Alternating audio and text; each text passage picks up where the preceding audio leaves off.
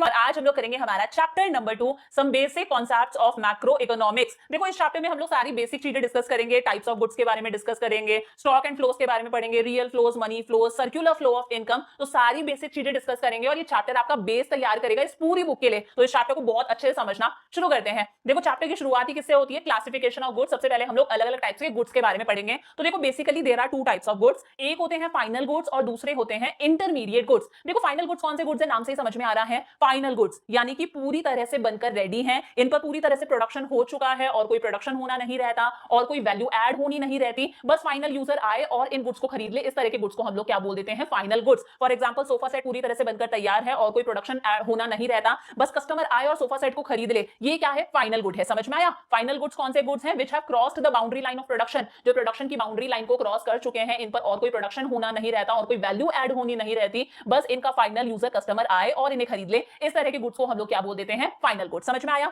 वहीं दूसरे होते हैं इंटरमीडिएट गुड्स। देखो इंटरमीडिएट गुड्स पहली बात कौन खरीदता है? सिर्फ और सिर्फ प्रोड्यूसर खरीदता है, ये बात याद रखना। इंटरमीडिएट गुड्स सिर्फ और सिर्फ कौन खरीदता है? प्रोड्यूसर खरीदता है। प्रोड्यूसर जो रॉ मटेरियल परचेज करता है ना, वो रॉ मटेरियल क्या कहलाता है? इंटरमीडिएट गुड कहलाता है। सोफा सेट क्या है? फाइनल गुड है, लेकिन उस सोफा सेट को बनाने के लिए प्रोड्यूसर ने जो गुड्स खरीदी हैं, उसने जो नेल स्कील वगैरह खरीदी है, जो फेविकॉल खरीदा है, वो रॉ मटेरियल क्या है? इंटरमीडिएट गुड है, क्योंकि उस पर अभी और प्रोडक्शन होना रहता है और वैल्यू ऐड होनी रहती है। अभी वो पूरी तरह से तैयार नहीं है कि भाई कस्टमर आए और उसे खरीद ले। इस तरह के गुड्स को, रॉ मटेरियल को हम क्या कहते हैं? इंटरमीडिएट गुड्स कहते हैं। तो एक तो रॉ मटेरियल आ गया इसमें, और एक चीज और आती है, अगर प्रोड्यूसर ने कोई चीज खरीदी है रीसेल करने के लिए, अगर प्रोड्यूसर ने कोई शर्ट परचेज करी है 400 रुपीज की, वो सोच रहा है शर्ट को मैं 600 रुपए में बेचूंगा, रीसेल करूंगा, तो रीसेल करने के लिए अगर कोई चीज खरीदते हैं उसे भी हम लोग क्या बोलते हैं? Intermediate goods. समझ में आ गया? तो फाइनल गुड्स कौन से गुड्स है? जो पूरी तरह से बनकर तैयार है, फाइनल है, प्रोडक्शन की बाउंड्री लाइन को क्रॉस कर चुके हैं, भाई इनका कस्टमर आए और इन्हें खरीद ले, कौन से गुड्स है? फाइनल गुड्स है। वहीं इंटरमीडिएट गुड्स कौन परचेज करता है? प्रोड्यूसर परचेज करता है, प्रोड्यूसर का रॉ मटेरियल, और अगर प्रोड्यूसर ने रीसेल करने के लिए कुछ खरीदा है तो वो क्या कहलाता है? Intermediate goods. समझ में आ गया? अब देखो जब हम फाइनल गुड्स की बात करते हैं तो फाइनल गुड्स को हम अगेन दो कैटेगरीज में डिवाइड कर देते हैं। एक होते हैं फाइनल कंज्यूमर गुड्स। क्या? फाइनल कंज्यूमर गुड्स, इसे हम कंजम्पशन गुड्स भी बोलते हैं, और दूसरा होता है कैपिटल गुड्स। देखो अगर फाइनल गुड्स को खरीदने वाला बंदा कोई कंज्यूमर है, मैं हूं, आप हो, हम लोग अगर किसी चीज को खरीद रहे हैं, क्यों खरीद रहे हैं? क्योंकि उस चीज को परचेज करके हमारी वांट सेटिस्फाई होंगी, हमें एक सेटिस्फैक्शन मिलेगा, तो उन गुड्स को हम लोग क्या बोल देते हैं? कंज्यूमर गुड्स बोल देते हैं। हम लोगों ने ब्रेड परचेज करी, क्लोथ खरीदते हैं, शूज खरीदते हैं, कार परचेज करते हैं, एसी परचेज करते हैं, हम लोग ट्रैक्टर वगैरह खरीदते हैं, क्यों? क्योंकि उन सब चीजों से हमें एक सेटिस्फैक्शन मिलता है। क्या है? कंज्यूमर गुड्स है। माना कि हम लोग उस ब्रेड से सैंडविच बनाएंगे, माना कि हम लोगों ने जो शुगर परचेज करी है उससे हम कॉफी बनाएंगे, चाय बनाएंगे, मिठाई वगैरह बनाएंगे, लेकिन सेल्फ कंजम्पशन के लिए यूज में ले रहे हैं ना, हम प्रोड्यूसर नहीं है, हम उस चीज को बेचेंगे नहीं। तो ये सारी चीजें, चाहे हम उसे किसी और चीज में कन्वर्ट करें, ब्रेड से सैंडविच ही क्यों ना बनाएं, ये सारी चीजें क्या कहलाती हैं? कंज्यूमर गुड्स कहलाती हैं, कंजम्पशन गुड्स कहलाती हैं। वहीं कैपिटल गुड्स क्या होते हैं? अगर फाइनल गुड्स को खरीदने वाला बंदा कोई प्रोड्यूसर है और प्रोड्यूसर रॉ मटेरियल नहीं खरीद रहा, क्योंकि रॉ मटेरियल खरीदना क्या होता है? Intermediate goods. प्रोड्यूसर रीसेल करने के लिए कुछ नहीं खरीद रहा, क्योंकि वो भी इंटरमीडिएट गुड्स हैं, फाइनल गुड्स की बात कर रहे हैं।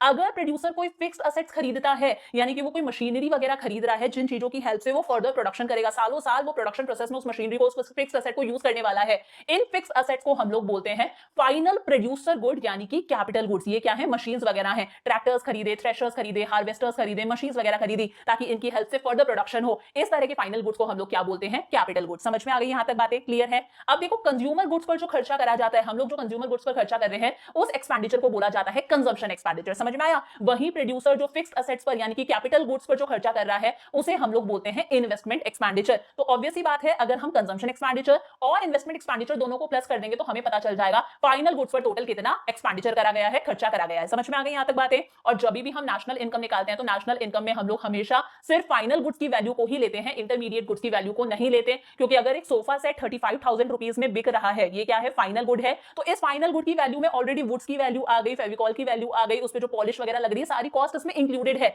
तो सिर्फ फाइनल गुड्स की वैल्यू को लेते हैं, इसमें इंटरमीडिएट गुड्स की वैल्यू अपने आप आ जाती है। तो नेशनल इनकम में कभी भी इंटरमीडिएट गुड्स की वैल्यू को नहीं लिया जाता। समझ में आ गई? क्लियर है यहां तक चीजें? फाइनल गुड्स समझ में आ गया? आगे बात करते हैं इंटरमीडिएट गुड्स। इंटरमीडिएट गुड्स कौन खरीदता है? प्रोड्यूसर खरीदता है। ये वो गुड्स हैं जिन्होंने अभी प्रोडक्शन की बाउंड्री लाइन को क्रॉस नहीं करा है, इन पर और प्रोडक्शन होना रहता है और वैल्यू ऐड होनी रहती है, और ये भी तैयार नहीं है कि फाइनल यूजर आए और इन्हें खरीद ले। लकड़ी कभी तैयार नहीं है कि फाइनल यूजर आए और उसे खरीद ले, उस लकड़ी को सोफा सेट में कन्वर्ट करना पड़ेगा, हम लोग चॉकलेट लाने गए हैं, तो चॉकलेट लाने गए हैं तो वहां पर जो शुगर रखी है, वहां पर जो आटा वगैरह रखा है, वो भी पूरी तरह से बनकर तैयार नहीं है। जब चॉकलेट बनेगी तभी हम उसे खरीद सकते हैं, तो फाइनल यूजर इन्हें परचेज नहीं कर सकता। या फिर अगर प्रोड्यूसर रीसेल करने के लिए कोई चीज खरीदता है, उसे भी हम लोग क्या बोलते हैं, इंटरमीडिएट गुड्स। समझ में आया? और इंटरमीडिएट गुड्स पर जो खर्चा करा जाता है, उस खर्चे को हम लोग बोलते हैं इंटरमीडिएट कंजम्पशन या फिर इंटरमीडिएट कॉस्ट। करेक्ट है? यहां तक सारी बातें समझ में आ गई। एक छोटा सा फॉर्मूला और बताती हूं, कभी भी अगर ग्रॉस वैल्यू एडिशन निकालना हो, आगे चलकर आप लोग पढ़ोगे आगे वाले चैप्टर्स में, तो सिंपल सा फॉर्मूला है, वैल्यू ऑफ आउटपुट में से इंटरमीडिएट कंजम्पशन को माइनस कर दो। मैंने कहा value of output sofa set कितने में बिक रहा है, 35,000 में। फाइनल वैल्यू है, सोफा सेट को हम 35,000 रुपीज में सेल कर रहे हैं,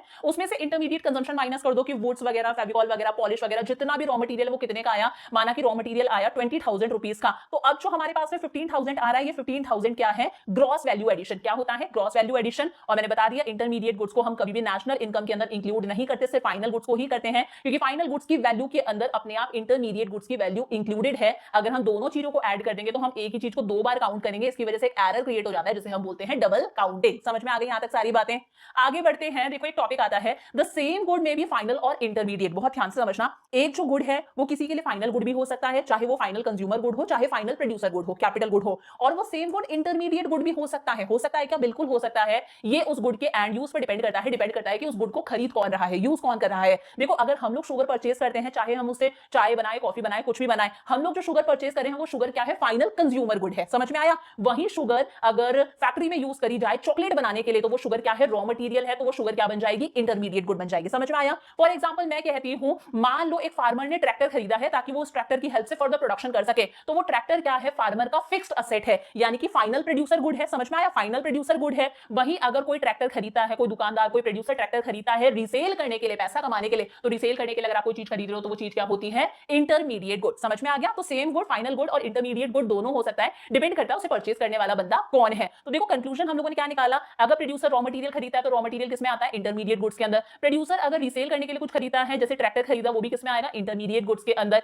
अगर प्रोड्यूसर फिक्स्ड असेट्स, मशीनरी वगैरह खरीदता है, तो वो क्या है, फाइनल प्रोड्यूसर गुड है, जिसे हम बोलते हैं कैपिटल गुड। और अगर हाउस होल्ड सेक्टर कोई चीज खरीदता है सेल्फ कंजम्पशन के लिए, उसे हम बोलते हैं फाइनल कंज्यूमर गुड। समझ में आ गया? आगे बढ़े। देखो डिफरेंस है इंटरमीडिएट गुड्स और फाइनल गुड्स दोनों में, क्या डिफरेंस होता है। इंटरमीडिएट गुड्स के अंदर एक तो प्रोड्यूसर का रॉ मटेरियल आ जाता है, अगर प्रोड्यूसर कोई चीज रीसेल करने के लिए खरीदता है, वो भी किसमें आ जाता है, इंटरमीडिएट गुड्स के अंदर। फाइनल गुड्स के अंदर क्या होता है, कंज्यूमर अगर किसी चीज को खरीद रहा है सेल्फ कंजम्पशन के लिए, वो क्या है, फाइनल कंज्यूमर गुड। वहीं प्रोड्यूसर जो मशीनरी, जो फिक्स्ड असेट्स खरीदता है फर्दर प्रोडक्शन के लिए, वो भी किसमें आते हैं, फाइनल गुड्स के अंदर, फाइनल प्रोड्यूसर गुड। समझ में आया? इंटरमीडिएट गुड्स कौन से गुड्स हैं, जो अभी प्रोडक्शन की बाउंड्री लाइन के अंदर अंदर ही हैं, इन पर और प्रोडक्शन होना रहता है और वैल्यू ऐड होनी रहती है। वही फाइनल गुड्स कौन से गुड्स होते हैं, जिन्होंने प्रोडक्शन की बाउंड्री लाइन को क्रॉस कर दिया है, रेडी है कि फाइनल यूजर आए और इन्हें खरीद ले। इंटरमीडिएट गुड्स के अंदर अभी और वैल्यू ऐड होनी रहती है, फाइनल गुड्स के अंदर कोई वैल्यू ऐड होनी नहीं रहती। जब हम नेशनल इनकम निकालते हैं तो उसमें हम इंटरमीडिएट गुड्स को इंक्लूड नहीं करते, हम सिर्फ कौन से गुड्स को इंक्लूड करते हैं, फाइनल गुड्स को इंक्लूड करते हैं। समझ में आया?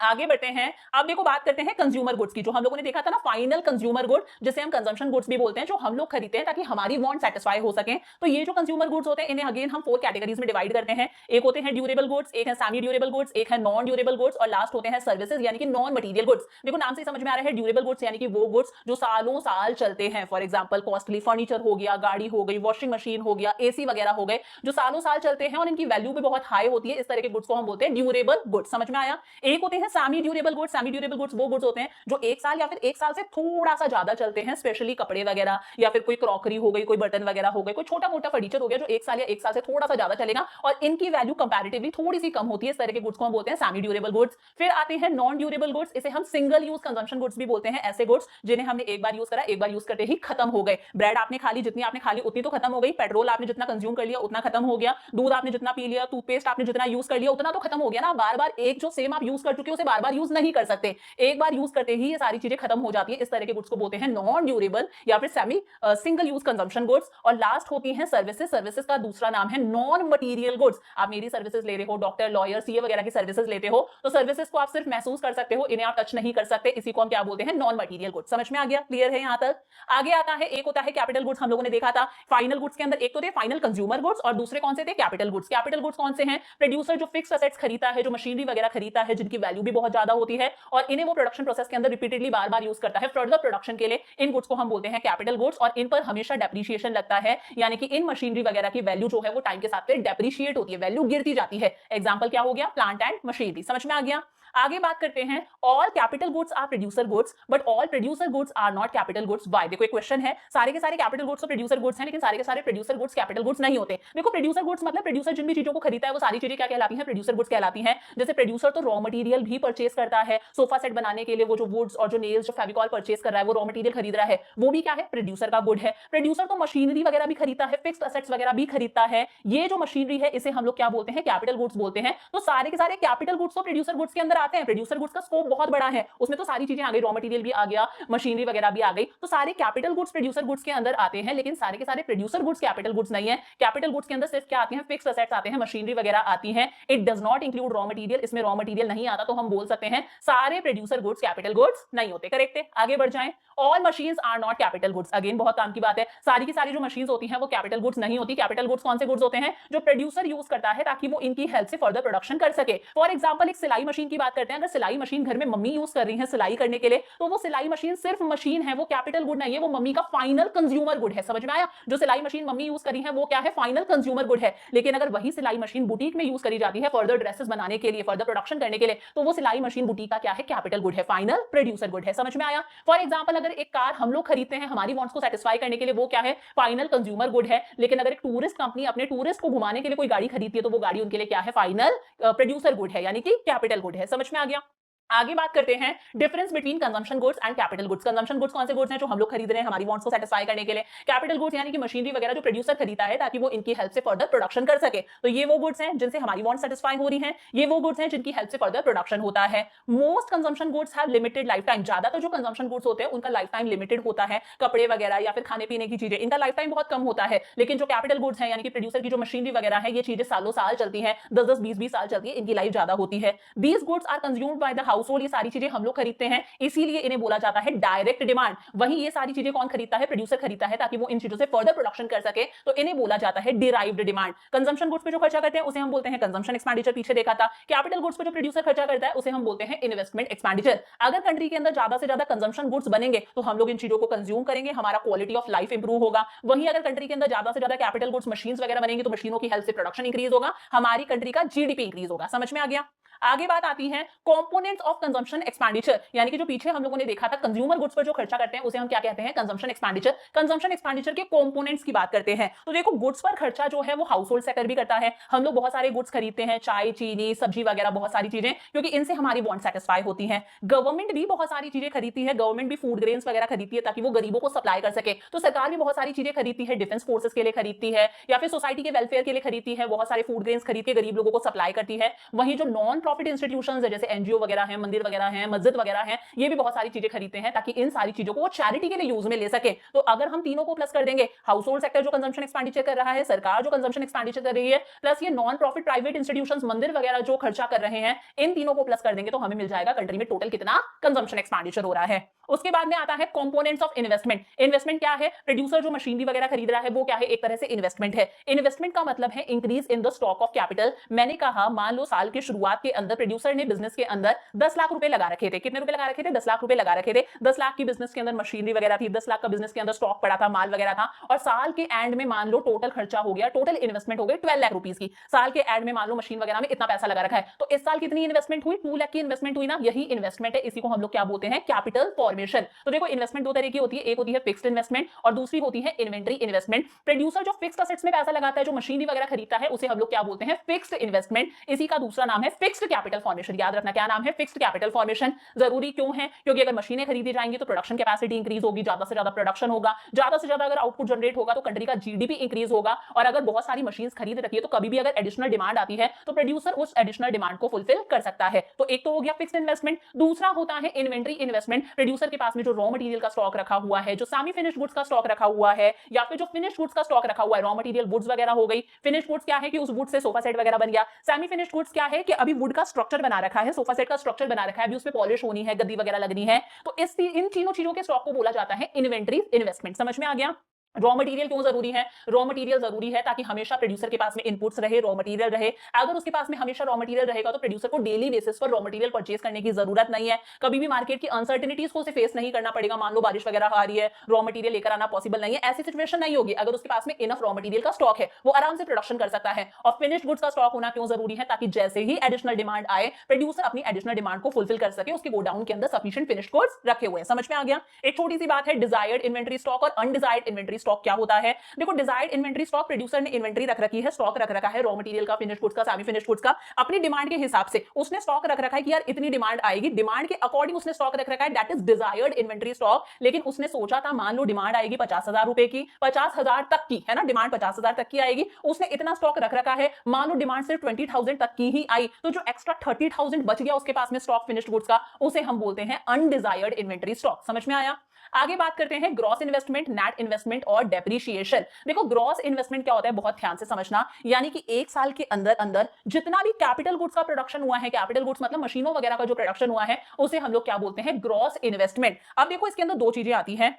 Capital goods used for replacement of existing capital stock which is worn out. मान लो कोई मशीनरी वगैरह थी जो खराब हो गई, या फिर कोई डैमेज वगैरह हो गया है मशीनरी वगैरह को, कोई भी हमारा कैपिटल स्टॉक था, कोई मशीनरी वगैरह थी जो वॉर्न आउट हो गई, खराब हो गई, या फिर समय के साथ साथ में उसकी वैल्यू गिर गई, जिसे हम डेप्रिसिएशन भी बोलते हैं। किसी असेट की अगर समय के साथ साथ में वैल्यू गिर जाती है, असेट खराब होता है, उसे हम क्या बोलते हैं? डेप्रिसिएशन या फिर रिप्लेसमेंट इन्वेस्टमेंट। क्या कहते हैं? Replacement investment. तो इन चीजों को रिप्लेस करने के लिए हम लोगों ने जो कैपिटल गुड्स खरीदे हैं, एक 10 लाख रुपए तक की मशीनरी खराब हो गई, उसे रिप्लेस करने के लिए हम लोगों ने एक और 10 लाख रुपए तक की जो मशीनरी खरीदी है, वो भी इसी के अंदर आता है। यानी कि रिप्लेस करने के लिए हम लोगों ने जो खरीदा है, वो भी ग्रॉस इन्वेस्टमेंट के अंदर आया। और हम लोगों ने एडिशनल कैपिटल स्टॉक खरीदा है, वो तो मशीनरी खरीदी है ही, साथ में हम लोगों ने एक एक्स्ट्रा मशीनरी और खरीदी ताकि हमारा प्रोडक्शन इंक्रीज हो जाए, जिसे हम लोग क्या बोलते हैं? Net investment. दोनों को प्लस कर देंगे तो हमें क्या मिलेगा? Gross investment. समझ में आया? मान लो 10 लाख रुपए तक की हमारी एक मशीनरी खराब हो गई थी, उसे रिप्लेस करने के लिए हम लोगों ने एक 10 लाख रुपए तक की मशीनरी खरीदी, प्लस हम लोगों ने 5 लाख की मशीनरी और खरीद ली, एडिशनल मशीनरी, ताकि हमारी प्रोडक्शन कैपेसिटी इंक्रीज हो सके। इसे हम बोलते हैं नेट इन्वेस्टमेंट। दोनों को प्लस कर दो, ये 15 लाख क्या होता है? हमारा ग्रॉस इन्वेस्टमेंट। समझ में आया?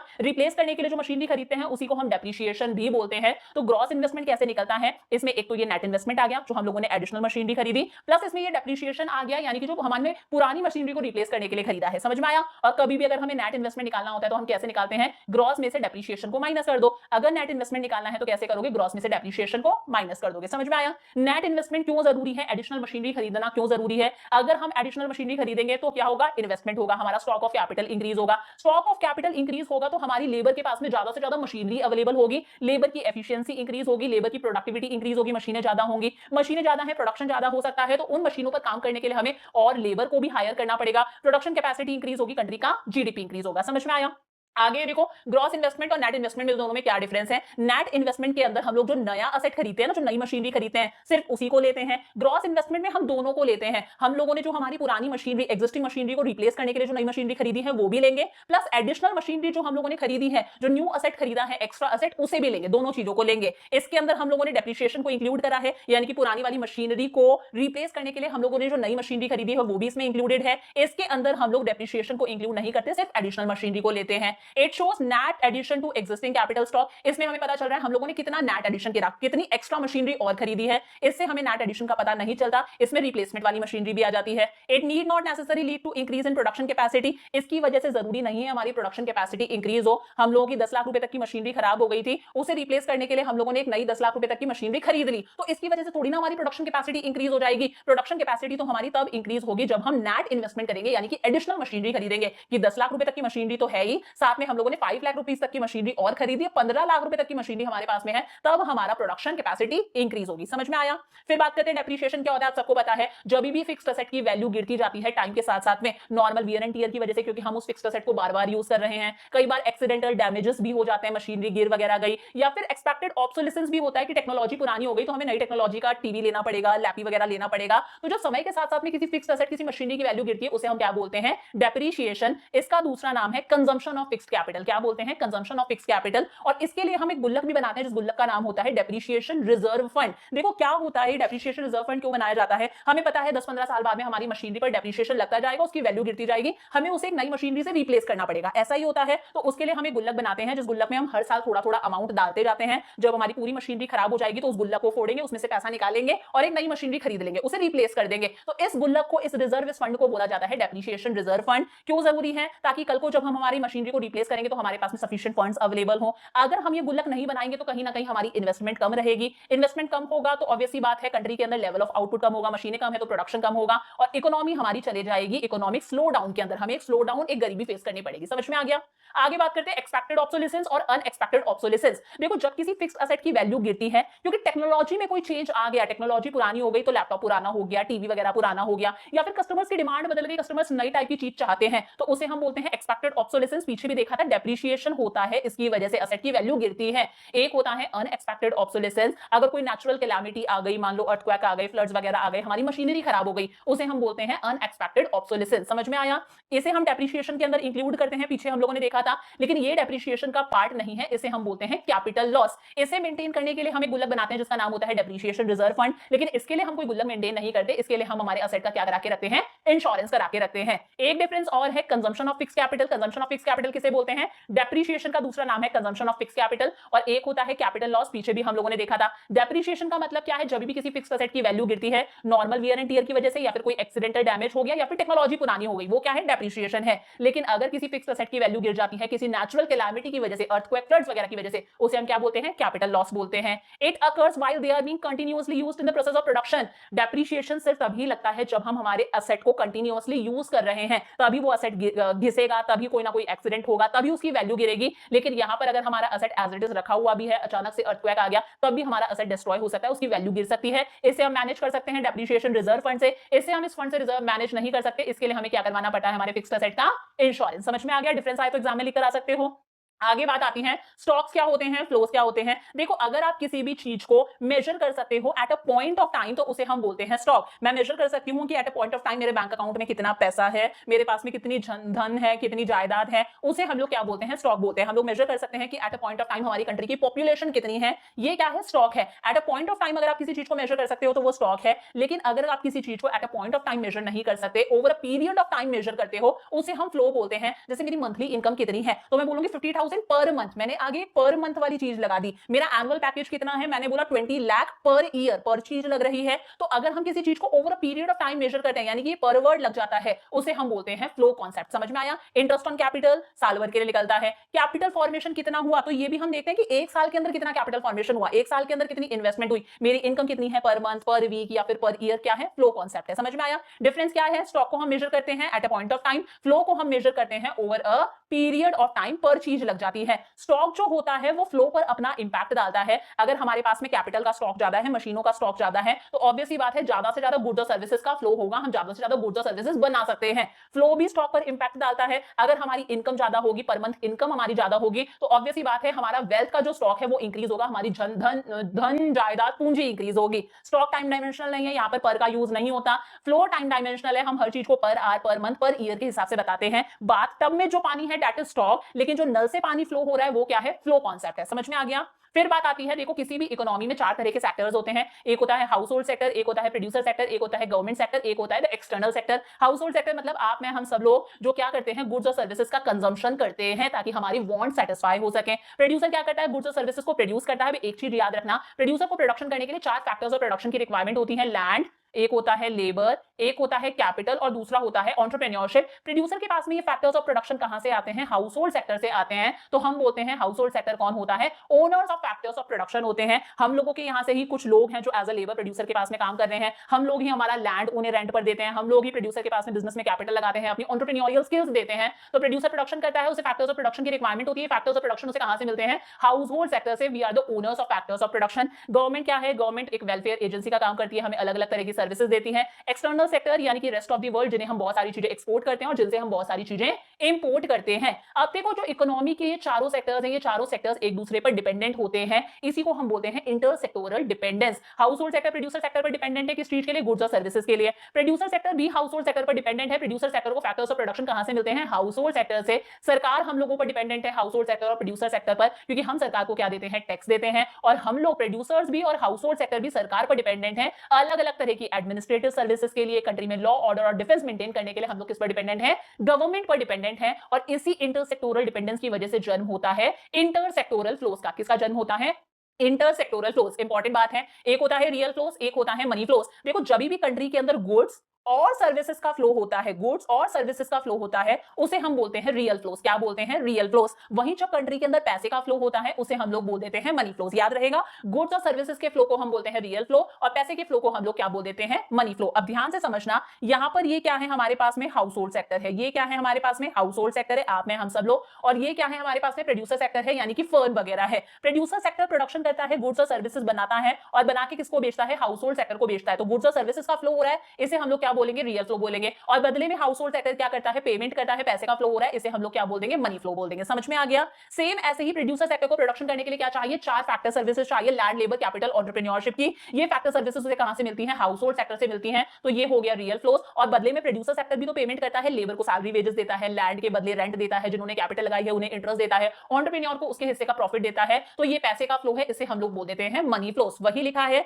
रियल फ्लोस के अंदर क्या होता है? सिर्फ और सिर्फ गुड्स और सर्विसेज का फ्लो होता है। हाउस होल्ड सेक्टर है और ये है producer sector. Producer sector goods और सर्विसेज बना के किसे बेचता है? हाउस होल्ड सेक्टर को बेचता है। गुड्स और सर्विसेज का फ्लो हो रहा है, रियल फ्लो के अंदर आएगा। हाउस होल्ड सेक्टर भी अपनी फैक्टर सर्विसेज देता है, लैंड, लेबर, कैपिटल, एंटरप्रेन्योरशिप की। किसे? प्रोड्यूसर सेक्टर को। ये भी रियल फ्लोस के अंदर है। उसके बदले में क्या होता है? मनी फ्लो होता है। हाउस होल्ड सेक्टर ने गुड्स और सर्विसेज खरीदे हैं, तो हाउस होल्ड सेक्टर क्या करेगा? खर्चा करेगा गुड्स और सर्विसेज पर। ये क्या है? मनी फ्लो है। Producer sector factor services use कर रहा है, तो वो उन सब चीजों के बदले क्या करेगा? पेमेंट करेगा, जिसे हम बोलते हैं payment for factor services, that is money flows. Clear है?